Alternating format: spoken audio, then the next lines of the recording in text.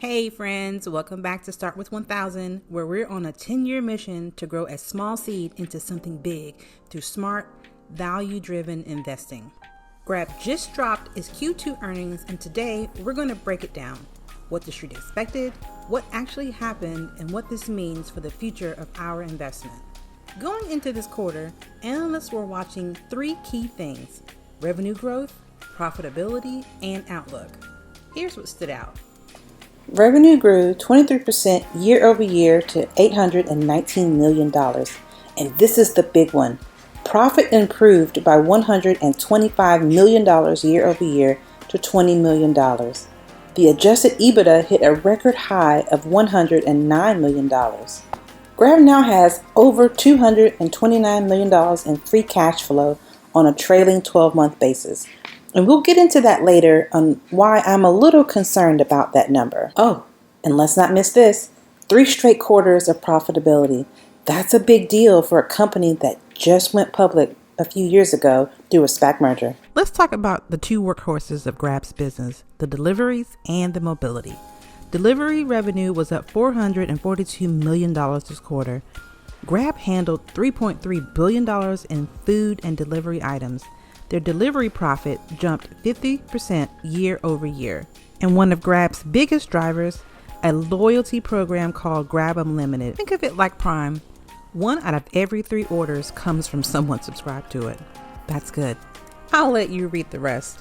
Grab isn't just trimming losses. They're scaling with discipline.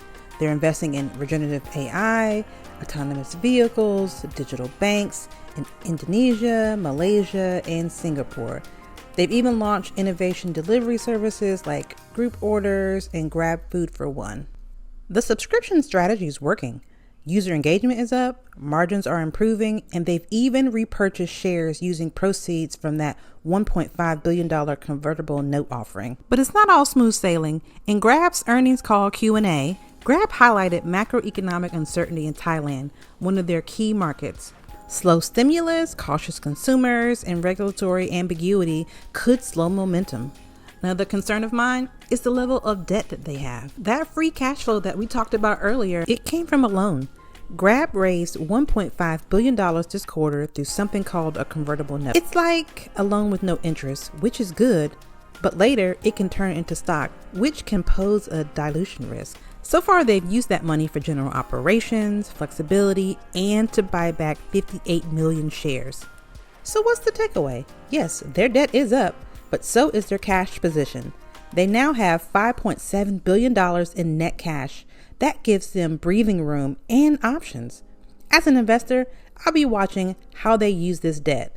Will it fuel smart growth or become a weight? And as you can see, the rest of the year looks good. They're telling investors the second half of the year should be even stronger. So what does that mean for me? What does that mean for you? It means Grab could be at a turning point, not just breaking even, but starting to build consistent, durable profits. I'm still watching Grab for a few reasons.